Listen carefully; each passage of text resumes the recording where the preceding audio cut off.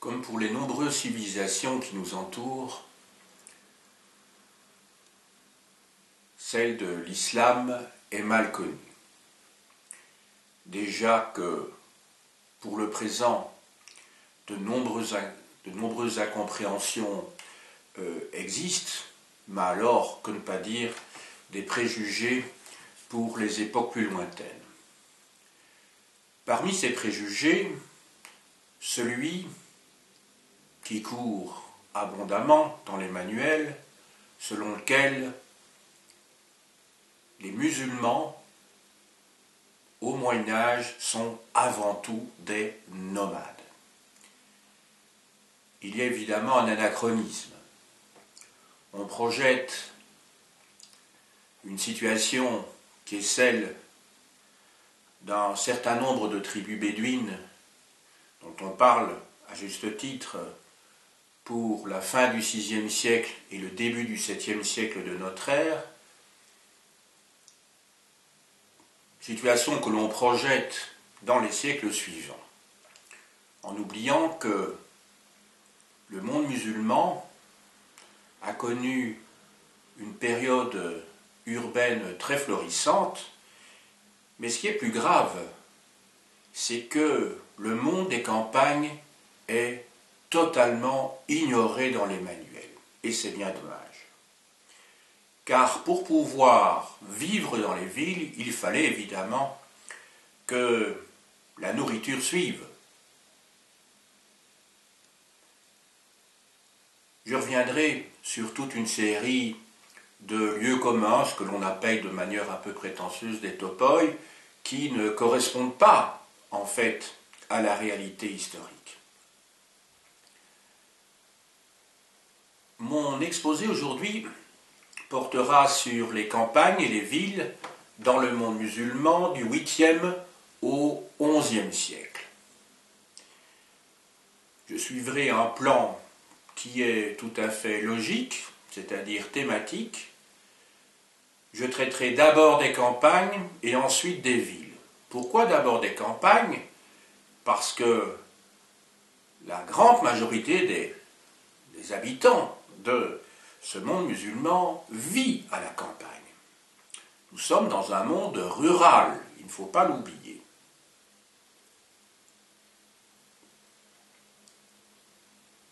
Ensuite, il me paraît important de mettre l'accent sur le fait que le monde musulman est immense et qu'il ne faudrait pas généraliser des situations régionales à l'ensemble de l'islam. Ces considérations étant faites, nous pouvons passer à l'exposé proprement dit, en commençant, comme je l'ai indiqué, par les campagnes. Les campagnes. Nos sociétés, depuis le néolithique, sont caractérisées par la propriété, et plus particulièrement la propriété privée. Le monde musulman n'échappe pas, bien entendu, à ce caractère. Il faut distinguer dans le monde musulman, d'une part, les grands domaines, et d'autre part, la petite propriété, en distinguant à l'intérieur de cette catégorie, d'ailleurs, la moyenne, la petite, voire la micropropriété. Je commence donc par les grands domaines. Ces grands domaines étaient nombreux, mais nous sont relativement mal connus. Où étaient-ils localisés? Ce qui est sûr, c'est qu'il y en avait dans des régions qui étaient très fertiles, en particulier dans le Bas-Irak, région pour laquelle nous avons de la documentation qui nous éclaire. Le Bas-Irak, c'est ce que l'on appelle donc en arabe donc le châtel arabe.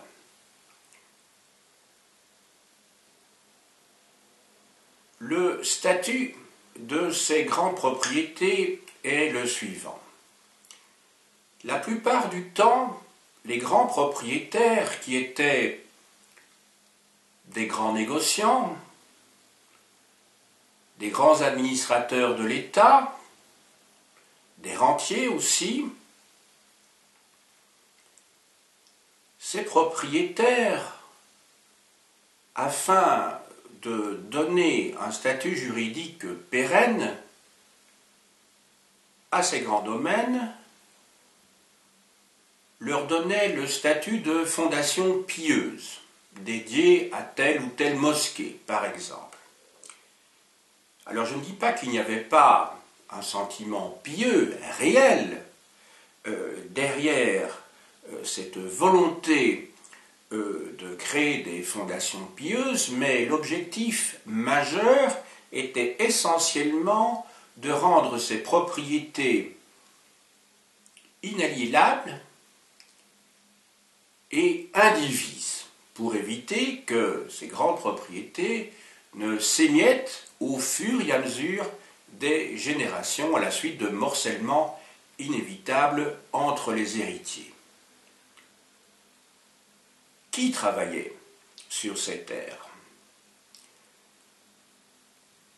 Rarement des esclaves, même si on en a des exemples pour l'Irak, justement.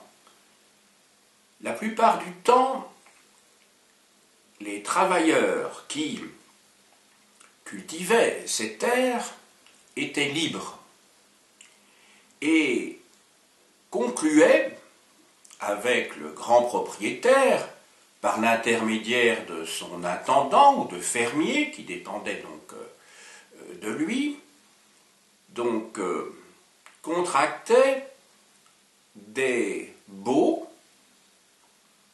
temporaires qui leur donnaient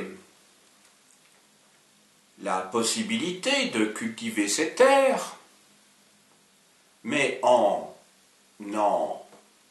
s'aliénant une partie de la récolte, car bien entendu, le grand propriétaire devait y trouver son compte. Ils avaient donc le statut de métayer, puisqu'il y avait partage donc des récoltes. En ce qui concerne maintenant la petite propriété, la situation est différente. Dans les villages, des terres pouvaient appartenir soit à l'ensemble d'une collectivité à l'intérieur du village, des familles la plupart du temps, ou à des individus isolés.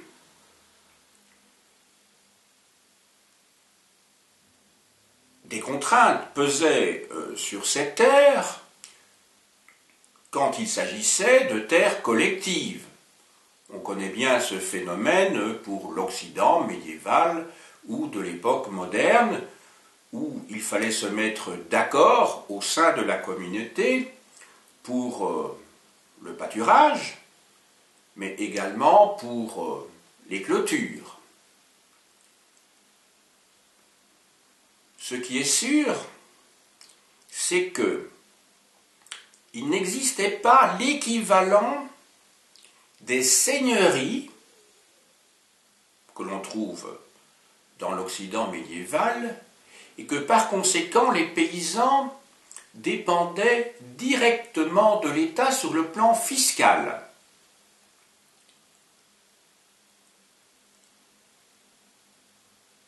À partir du Xe siècle, des concessions ont été données par le pouvoir politique, et surtout à partir du XIe siècle, à des officiers de l'armée qui consistaient à réserver à ces officiers de l'armée les revenus fiscaux des villages. Autrement dit, l'État s'aliène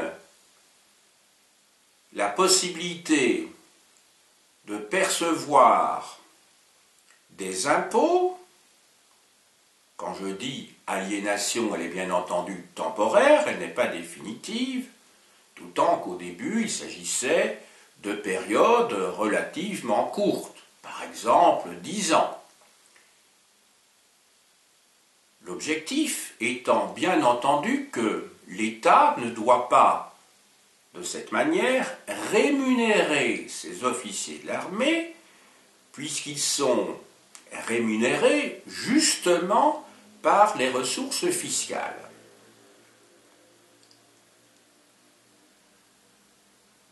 Ces ressources fiscales vont devenir viagères, voire même héréditaires.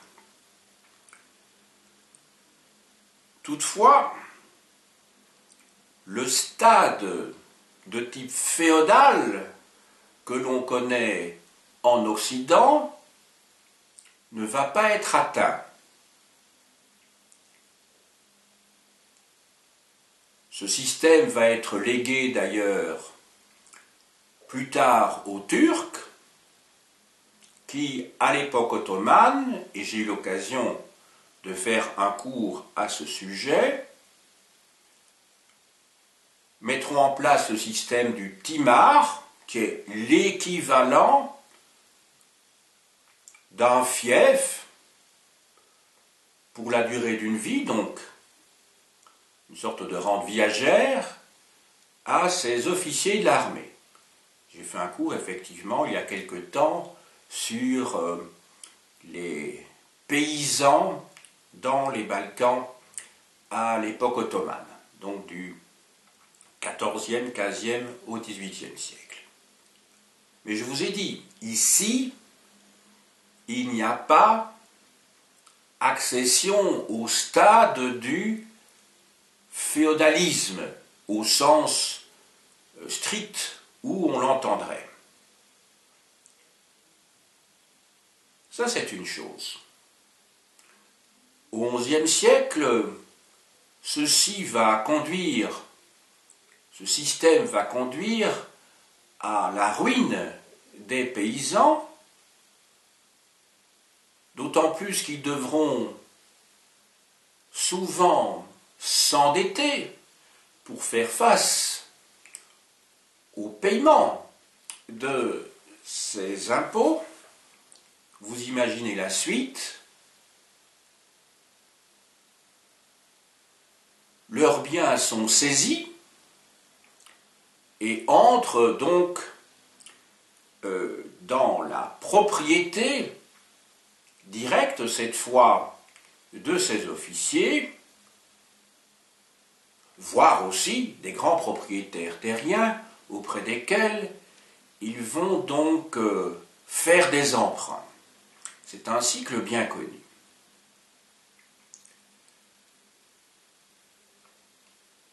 Comment les choses vont-elles évoluer dans ce cadre-là?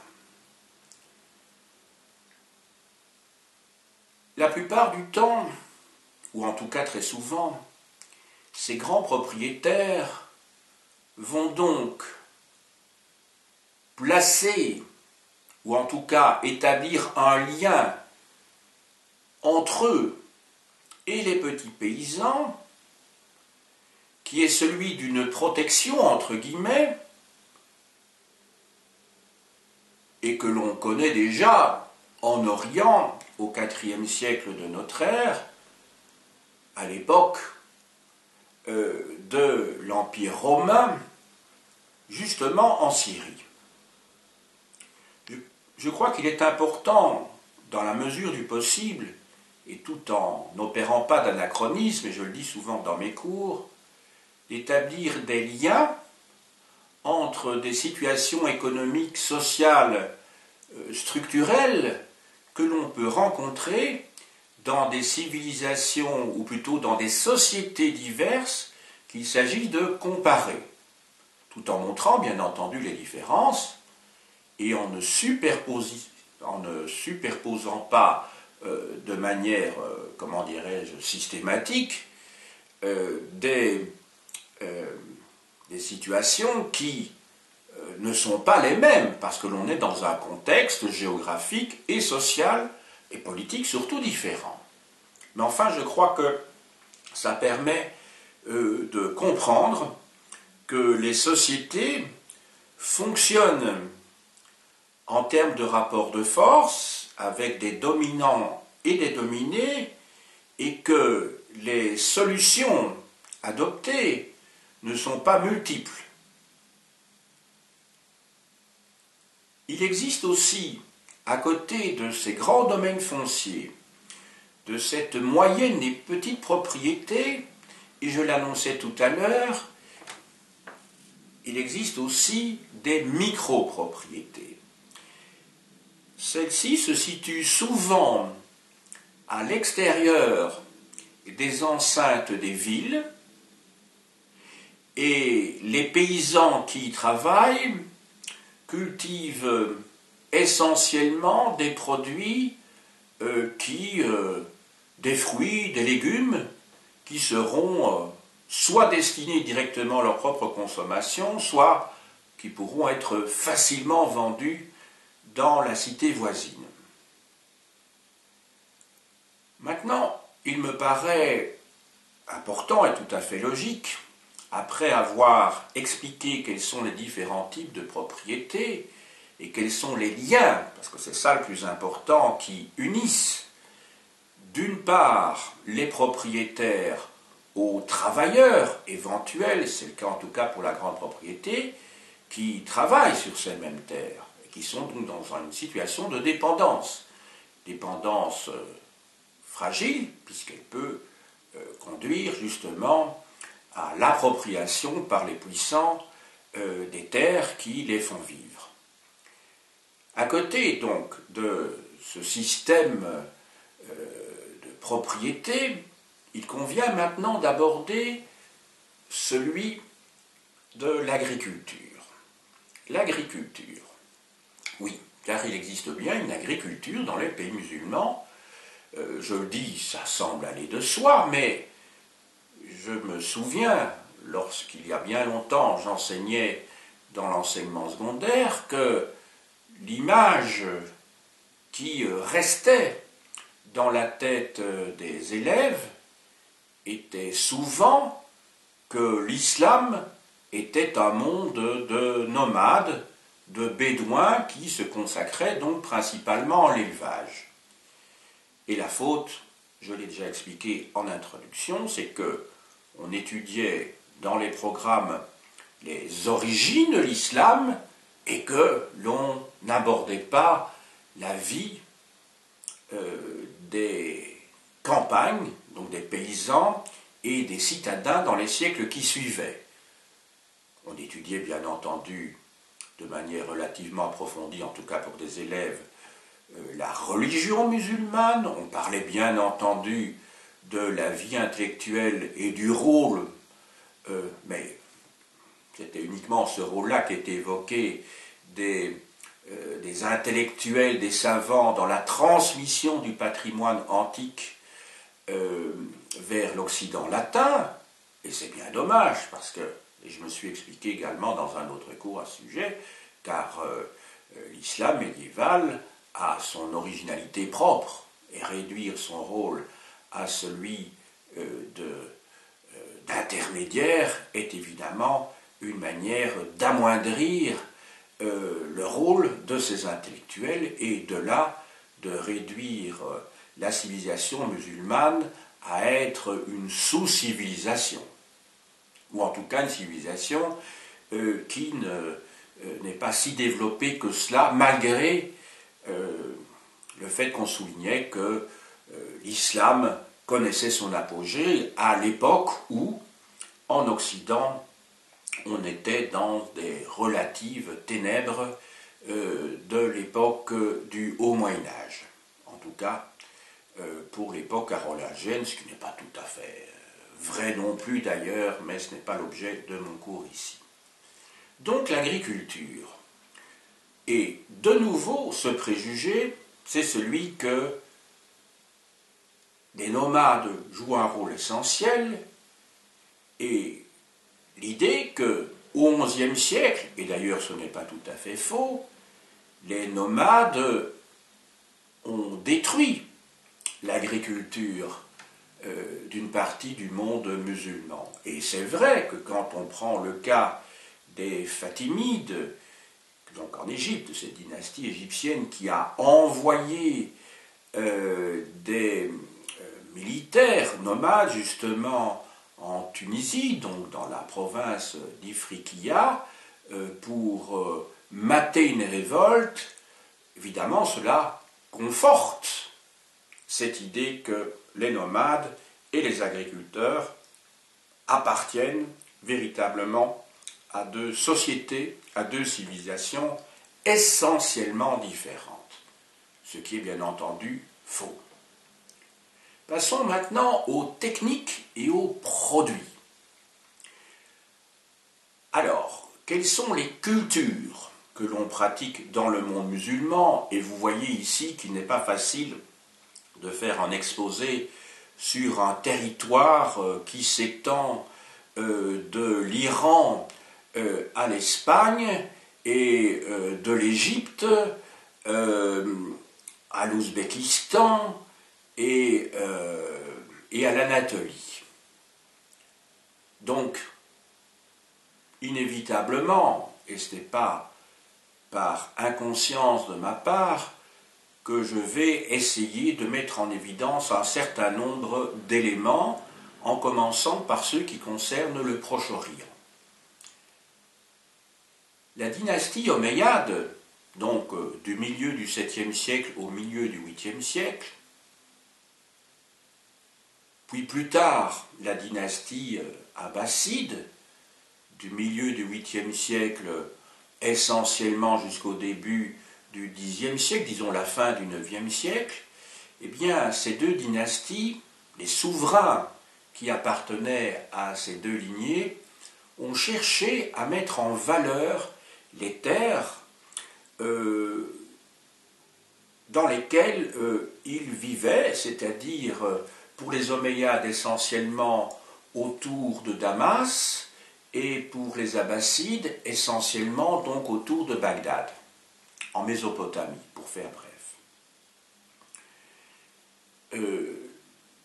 En Occident, car il ne faut pas oublier qu'il y a bien un Occident musulman, au-delà de la division classique entre Mashrek et d'autre part Maghreb, c'est-à-dire entre Orient et Occident, il y a un Occident musulman européen. Je parle de Al-Andalus, qui a connu pendant cette période-là une période très florissante. Qu'il s'agisse donc de l'Espagne, qu'il s'agisse de la Sicile, elle-même conquise pendant un certain temps par les musulmans, qu'il s'agisse aussi du Maghreb marocain, qu'il s'agisse de la province d'Ifriqiya, ce que les Romains appelaient Africa, c'est-à-dire en gros la Tunisie, et plutôt la partie supérieure de la Tunisie, toute une série de produits qui viennent de l'Orient sont importés, comme les agrumes, comme les concombres, oui, et alors je peux vous citer dans les agrumes justement les aubergines, les courgettes, également dans les fruits les oranges, donc toute une série de produits qui viennent d'Orient, le café également, qui viennent d'Orient et qui vont être adoptés par les populations locales. Remarquez que un certain nombre de ces produits restent très prisés dans notre société, ou en tout cas devraient l'être, car vous savez que les médecins conseillent vivement d'avoir un régime de type méditerranéen, très sain, pour éviter justement les nourritures frelatées, très sucrées, qui sont celles de l'industrie agroalimentaire dans nos régions. Les souverains accordent de l'importance à la fiscalité. Pourquoi? Parce que il faut, pour promouvoir un certain nombre de cultures, veiller à ce que la pression des impôts ne soit pas trop importante. Cela découragerait les paysans. Autrement dit, il y a des baisses d'impôts pour pouvoir les encourager dans leur travail. Toutefois, on remarque que le système mis au point en Iran quant à l'irrigation n'est pas très productif. Je dis bien productif, je raisonne ici en termes de productivité et non pas de production, parce que ce système d'adduction d'eau souterrain,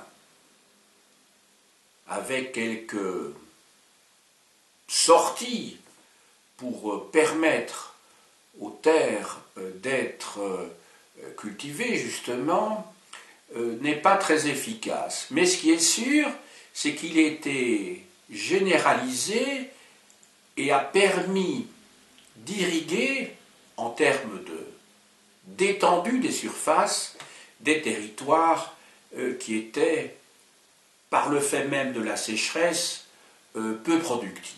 Donc, ce système d'irrigation n'est pas très efficace, je me résume, en termes de productivité, mais en termes de production, si l'on change d'échelle, là, effectivement, il permet d'arroser des terres qui, sinon, auraient été, comment dirais-je, inutilisables. Passons maintenant aux villes. Vous avez bien retenu, donc, l'agriculture joue un rôle important et essentiel dans l'alimentation des habitants. N'oubliez pas que les campagnes constituent quand même l'essentiel du territoire du monde musulman, et qu'il faut sortir de cette idée de désert de sable ou de rocaille, qui existe bien entendu, il ne faut pas le nier. Il y a bien entendu des éleveurs, certainement, mais enfin il y a aussi des paysans qui travaillent directement la terre. J'en arrive maintenant à un phénomène qui est plus connu, il s'agit du phénomène urbain. Les villes ont de multiples fonctions. Et d'ailleurs, ce qui définit une ville, ce sont ses fonctions, et non pas tellement l'aspect démographique ou la superficie qui définit les cités. L'État y joue un rôle essentiel. Il joue un rôle essentiel. Mais ce qui est important quand même en introduction, en préambule, c'est de dire que les villes ne correspondent pas, comme on pourrait l'imaginer, à une catégorie particulière qui serait comme ça fixée une fois pour toutes. L'apparence des villes et les fonctions des villes sont multiples, sont diverses. C'est très important de le dire. Toutefois, il y a un certain nombre de grands caractères que l'on peut mettre en évidence, que l'on peut souligner. Je vous ai dit, il y a quelques minutes, que le rôle de l'État est essentiel. Les villes sont souvent liées à une volonté politique des souverains. Cette volonté politique est liée à la légitimation de leur propre dynastie. Autre rôle que jouent les souverains, c'est la création de villes-camps, camps militaires, je dis bien. Et enfin, évidemment c'est nécessaire pour la vie quotidienne, c'est la nécessité de développer l'économie, car l'économie permet à l'État de disposer de revenus pour faire fonctionner l'administration, mais aussi et surtout pour disposer d'une armée. Il y a eu, dans l'histoire de l'islam, des périodes où les conquêtes se sont enchaînées et il y a eu des périodes plus calmes. Pour l'époque qui nous intéresse, qui va des origines de l'islam jusqu'à la fin du XIe siècle, retenons que l'époque des califes, qui succède, l'époque de Mahomet lui-même d'ailleurs, l'époque des califes, des 4 califes qui succèdent à Mahomet, l'époque des Omeyyades, eh bien toute cette époque est une période de grande conquête, surtout l'époque des Omeyyades. Et des califes d'abord des califes puis des Omeyyades. Alors que l'époque des Abbassides ne l'est pas spécialement.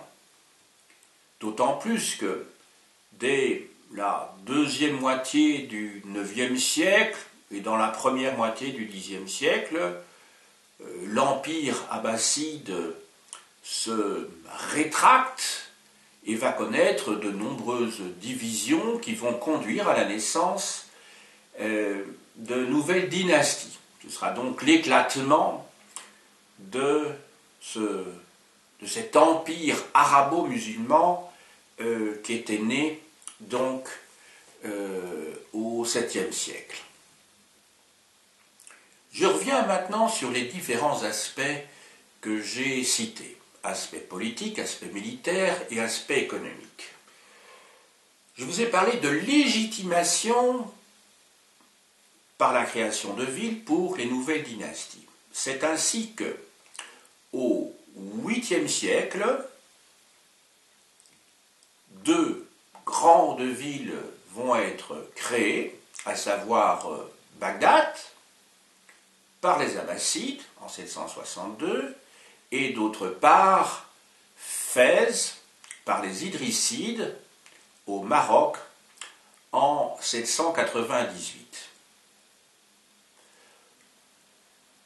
Au IXe siècle, les Abbassides vont fonder la ville de Samarra.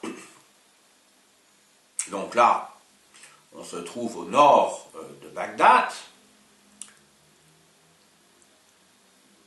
Au Xe siècle, les Fatimides, en 969, vont fonder le Caire, qui va devenir un pôle très important du monde musulman. Et enfin, les Almoravides, en 1062, donc 3 siècles précisément après la fondation de Bagdad, fondent la ville de Marrakech, donc au Maroc.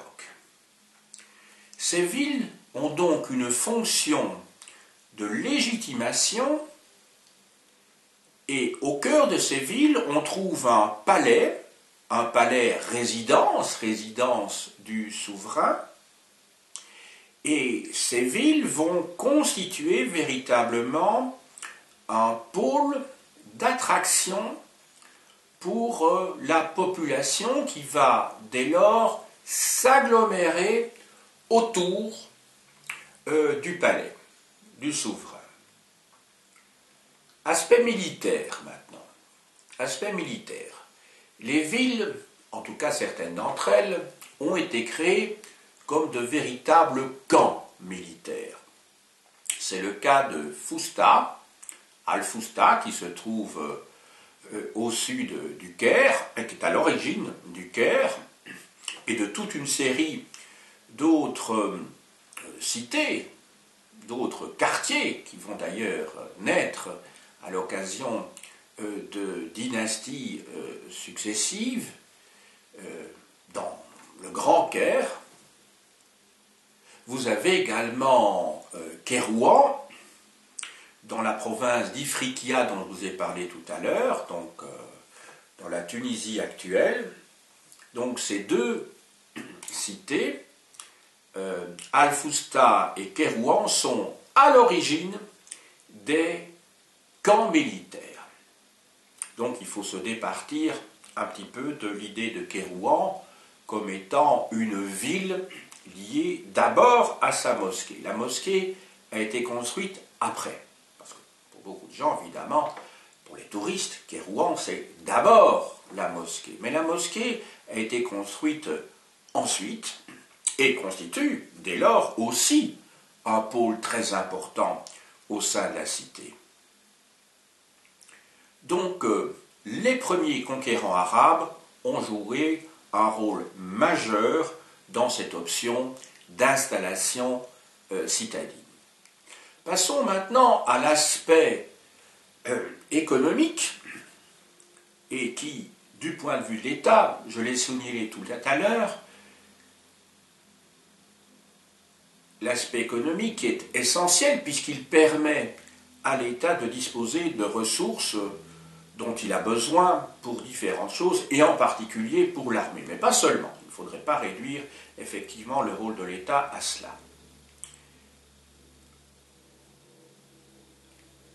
Comment une ville est-elle constituée dans sa topographie, dans sa géographie? Là aussi, il faut se départir d'un préjugé. Car dans les représentations mentales que l'on a, on s'imagine la ville arabe médiévale et même postérieure comme étant constituée d'un centre, le cas échéant le palais ou la mosquée, à partir duquel ou de laquelle partent des petites ruelles qui sont tortueuses et qui constituent les souks, c'est-à-dire les magasins. N'oubliez pas que le mot magasin est lui-même un mot oriental qui a été importé chez nous. Or, et là aussi, je voudrais y insister, quand vous prenez le cas de Damas ou d'Alep, dont on a hélas beaucoup parlé ces dernières années, suite à la guerre civile qui fait rage en Syrie, eh bien, à Alep et à Damas, les magasins se trouvent sous des arcades dans une grande rue rectiligne. Alors, on peut se poser la question, en fait, il y a et c'est pour ça qu'il est important de faire l'histoire, pour faire des liens et pour ne pas sortir comme ça des choses un petit peu trop rapidement. Pensez aux villes hellénistiques. Et les villes hellénistiques qui se sont développées justement dans cette région. À l'époque donc des derniers siècles avant notre ère et après également à l'époque romaine. Dans ces villes hellénistiques, il y a des rues rectilignes avec des arcades justement. Donc, il y a plus que vraisemblablement un lien, même lointain, avec cette tradition de l'Antiquité dans cette région du monde. Maintenant, à côté de ces boutiques dans lesquelles travaillent des commerçants et des artisans, on peut considérer que un certain nombre de zones existent dans certaines villes. Et je vous ai dit tout à l'heure qu'il ne fallait pas avoir une vision trop homogène des villes musulmanes pour la période qui nous intéresse, c'est-à-dire du 8e au 11e siècle. Donc, il y a autant de villes, il y a autant de modèles qu'il y a de villes, bien entendu. Mais on peut quand même essayer de trouver un certain nombre de caractères généraux qui permettent de les définir.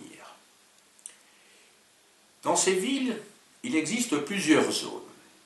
Il y a tout d'abord la zone du palais, la Casbah. Alors, pourquoi parler du palais ici, alors que je ne suis pas, comment dirais-je, en train d'expliquer le pouvoir politique, mais d'expliquer la vie économique? Eh bien, parce que le palais lui-même est une zone où existent des nombreux commerces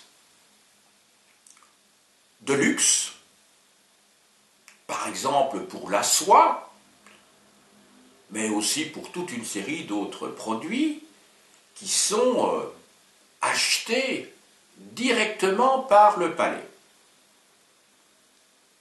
À côté de la Casbah, donc du palais, il y a le marché fermé, en particulier dans les villes portuaires qui sont créées par l'État. Et alors, à l'extérieur de la ville, vous avez d'une part un marché ouvert sur la grève, où beaucoup de commerçants viennent vendre leurs produits.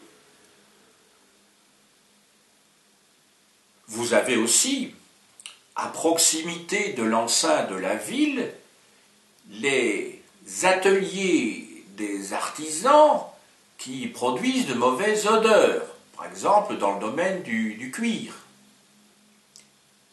Pour les tanneurs, je parle. À l'extérieur de la ville, mais souvent plus loin, voire beaucoup plus loin, vous avez aussi l'établissement de caravansérails, qui sont en fait des bâtiments qui sont à cheval, je dirais, entre les hôtels et d'autre part des grosses fermes, si vous voulez, où les commerçants, les étrangers, peuvent se restaurer, peuvent surtout être hébergés, et ces caravansérails disposent d'écuries. Donc voilà un certain nombre d'aspects de la ville musulmane au Moyen-Âge. Donc vous avez bien retenu, donc d'une part, importance de l'État, qui cherche à légitimer donc les dynasties. Ensuite, aspect militaire, lors de la conquête fulgurante qui dure un bon siècle à partir de Mahomet, du Proche-Orient et du nord de l'Afrique. Création donc de camps militaires, et je vous ai cité ceux de Fousta au Caire et le camp militaire de Kérouan, Tunisie, et enfin, fonction économique essentielle du point de vue de l'État. Je n'y reviens pas. Alors, les activités, j'en ai cité déjà quelques-unes. Je ne vais pas être prolixe à ce sujet puisque j'ai eu l'occasion de faire, il y a déjà un certain temps, un cours enregistré sur les activités économiques dans les villes pendant la période considérée aujourd'hui. Donc, je n'ai pas envie de reprendre ici tout ce qui a déjà été expliqué par ailleurs antérieurement. Retenons quand même que dans le domaine de l'artisanat, différents produits sont fabriqués, en particulier le cuir poussé, la céramique, très très important, et ça remonte à l'Antiquité, la céramique, le textile, bien sûr. On peut dire que c'est l'activité majeure des artisans. Alors, en ce qui concerne le commerce, il faut distinguer d'une part le petit commerçant qui vend ses produits, et d'autre part le grand négociant qui, lui, la plupart du temps, habite dans la ville et a donc des facteurs qui s'occupent d'aller chercher des produits pour les vendre sur place, et donc ils participent à ce que l'on pourrait appeler, non pas ce que l'on pourrait appeler, à ce qui est réellement une activité d'import-export. Ce sont en fait les petits négociants qui ont une activité, je dirais, en alternance, en ville et sur les routes, sur les chemins avec d'autres régions. Maintenant, je crois vous avoir dit l'essentiel, donc je résume mon propos. Tout d'abord, il faut se détacher d'un certain nombre de préjugés. D'autre part, il est utile de faire un certain nombre de comparaisons avec un monde que nous connaissons mieux, c'est-à-dire l'Occident médiéval, sans toutefois tomber dans des anachronismes, mais aussi en forçant le trait sur un certain nombre de ressemblances. Donc là, il faut faire attention. Ce qui est sûr, c'est que pour la période considérée, on voit que l'Orient musulman, et quand je dis l'Orient, n'oubliez pas que l'Orient musulman, c'est effectivement l'Est de la Méditerranée, mais aussi le Sud de la Méditerranée, et que, bon, à partir du Maghreb, en arabe même, il n'est plus question de parler d'Orient, on parle d'Occident. Hein. Et d'ailleurs, le Maghreb ne se limite pas au Maroc, à l'Algérie et à la Tunisie actuelles, ce sont des États modernes, mais aussi couvre, je dirais, toute la partie occidentale de la Libye. En fait, le Machreb, c'est-à-dire l'Orient, ne commence vraiment qu'à la Cyrénaïque. Mais ce qui est sûr donc, c'est que l'Orient, ou en tout cas le monde musulman, pour éviter des confusions, le monde musulman apparaît comme une région, c'est plus qu'une région, un immense territoire qui, vu de manière globale, et vous savez que quand on prend les choses de manière globale, on doit déformer beaucoup de choses et caricaturer la situation, mais de manière globale comme une région assez active quand on la compare à l'Occident du Haut Moyen-Âge. Dans l'Occident du Haut Moyen-Âge, il y a bien entendu du commerce, il y a bien entendu des activités économiques, mais il faut essentiellement attendre le XIe siècle pour que le dynamisme qui apparaissait dans la deuxième moitié du Xe siècle, pour reprendre la chronologie de Georges Duby, qui a elle-même été revue depuis une bonne vingtaine d'années, eh bien, on peut dire que l'Occident ne connaît vraiment son essor sur le plan commercial qu'à partir du XIe siècle, c'est-à-dire à un moment donné où l'essor des campagnes va permettre la naissance des villes.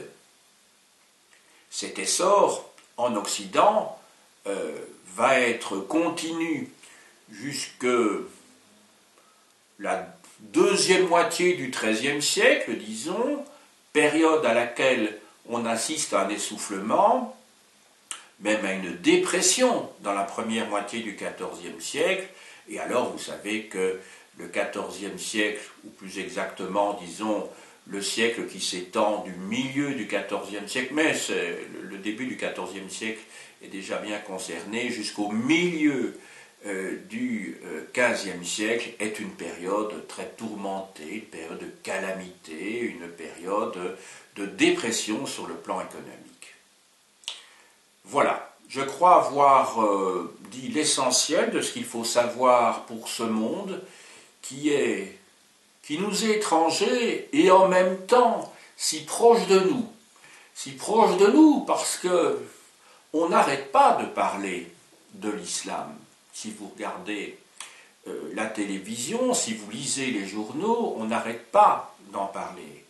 Bien entendu, on pourra trouver un petit peu luxueux d'étudier un lointain passé qui remonte maintenant à plus d'un millénaire, alors que l'on ne comprend pas, ou l'on ne cherche pas toujours à comprendre, pour certains individus en tout cas, le monde musulman contemporain. Il se fait que les civilisations forment un tout. On ne peut pas comprendre le présent si l'on ne connaît pas son passé. Et donc, c'est le rôle de l'historien que de mettre en perspective, chaque fois qu'il est nécessaire, le présent à partir, en essayant de comprendre dans quel terreau ces racines prennent, dirais-je, leur énergie. Et voilà. Je crois que même quand on fait, et vous l'avez remarqué, quand on étudie l'islam médiéval, j'ai dû faire des détours, plus exactement, essayer de remonter dans l'Antiquité hellénistique pour essayer de comprendre un certain nombre de caractères urbanistiques, pour Damas et pour Alep, plus particulièrement. Donc je crois que c'est une démarche qui doit être systématique, c'est une attitude de l'esprit, c'est une démarche intellectuelle systématique à laquelle les historiens s'appliquent chaque fois, mais bien entendu en critiquant les sources au plus près, mais quand on fait de la synthèse comme je le fais ici sur un fil ou sur une corde d'acrobate, de funambule, bien entendu, à certains moments, on risque de perdre pied, mais c'est inévitable. Mais je crois que pour la population, il est essentiel que cet exercice soit mené et qui d'autres pourraient le faire, sinon les historiens généralistes, autrement dit, les professeurs qui, dans l'enseignement secondaire, dans l'enseignement supérieur à l'université, cherchent à donner une intelligibilité, voire du sens à l'aventure humaine. Je vous montre maintenant quelques ouvrages qui vous permettront d'aller plus loin, comme d'habitude. Alors un grand classique, André Miquel, L'Islam et ses civilisations du 7e au 20e siècle, chez Armand Collin, dans la collection Destin du monde. Le Proche-Orient médiéval de Dusselier, Kaplan et Martin, en Hachette Université. Alors ce qui est intéressant dans ce manuel, car il s'agit d'un manuel d'enseignement supérieur, c'est qu'il y a association de deux spécialistes de la civilisation byzantine et d'autre part d'un spécialiste, sauf erreur de ma part, d'une spécialiste, Bernadette Martin, qui, à ma connaissance, est spécialiste du monde musulman. Autant je connais bien la bibliographie des deux premiers, autant pour, et c'est évidemment un tort de ma part, de ne pas connaître la bibliographie de Bernadette Martin. C'est un ouvrage qui date déjà, mais il vaut vraiment la peine d'être lu. Oui, son originalité, c'est que donc le Proche-Orient est pris dans son ensemble. Il n'y a pas de coupure, comme on le voit dans beaucoup de manuels, entre d'une part le monde byzantin et d'autre part le monde musulman, l'islam. Ici, dans un même manuel, vous avez le Proche-Orient qui est considéré dans son ensemble, même s'il y a évidemment des chapitres qui sont rédigés par l'un ou l'autre des spécialistes auteurs de ce livre. De Dominique et Janine Sourdel, La civilisation de l'islam classique, les grandes civilisations chez Artaud. Alors là, c'est un gros ouvrage qui doit vraiment être abordé et parcouru par les étudiants à l'université. État, société, culture du monde musulman médiéval, donc je répète, État, société, culture du monde musulman médiéval 5e, 15e siècle. Donc c'est vrai, ça concerne plutôt, en grande partie en tout cas, une époque que je n'ai pas étudiée aujourd'hui, mais en tout cas pour le 10e et le 11e siècle, il faut en faire son miel. Je vous montre ici le tome 2 qui s'intitule Société et culture dans la Nouvelle Clio, Presse universitaire de France.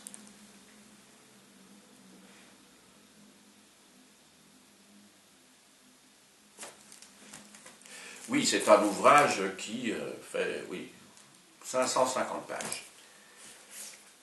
Fès médiévale, entre légende et histoire, un carrefour de l'Orient à l'apogée d'un rêve. Dans la collection, donc, autrement, je le répète, série Mémoire.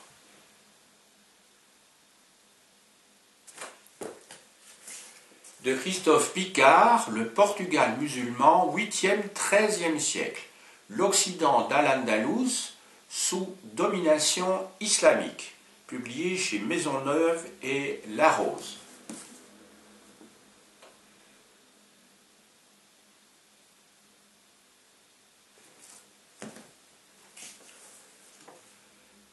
Dans la collection autrement, de nouveau, Palerme 1070-1492, Mosaïque de peuple, nation rebelle, la naissance violente de l'identité sicilienne.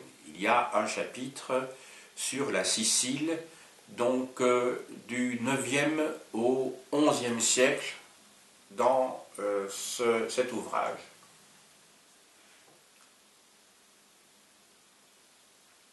Alors pour finir, je vous ai apporté un livre que l'on pourra trouver tout à fait, qui n'est pas du tout à propos par rapport à mon sujet, pourtant je vais vous le montrer. Pour vous le montrer parce que, je vous ai dit, il y a des continuités dans le temps et dans l'espace qu'il s'agit de repérer. Les Assyriens procédaient exactement de la même manière dans l'Antiquité que les souverains musulmans lorsqu'ils cherchaient à légitimer leur règne. Et je vous montre donc l'ouvrage de Sylvie Laken-Bacher, Le palais sans rival, le récit de construction en Assyrie, aux éditions La Découverte. N'oubliez pas que l'Assyrie, c'est la partie nord-est de l'Irak médiéval et de ce que l'on appelait jadis la Mésopotamie et que l'on a réappelé la Mésopotamie donc à l'époque du protectorat britannique. Le terme Irak est un mot arabe qui était utilisé au Moyen-Âge et qui a été réutilisé à partir, si je ne m'abuse, de 1932, lorsque cette région est devenue indépendante, ou en tout cas semi-indépendante, puisqu'il faudra attendre le lendemain de la Deuxième Guerre mondiale pour que l'Irak, en tout cas sur le plan politique, retrouve son indépendance. Voilà, donc je tenais à vous montrer ce livre, c'est un livre qui est extrêmement intéressant et qui mérite justement d'être lu. J'ai dit.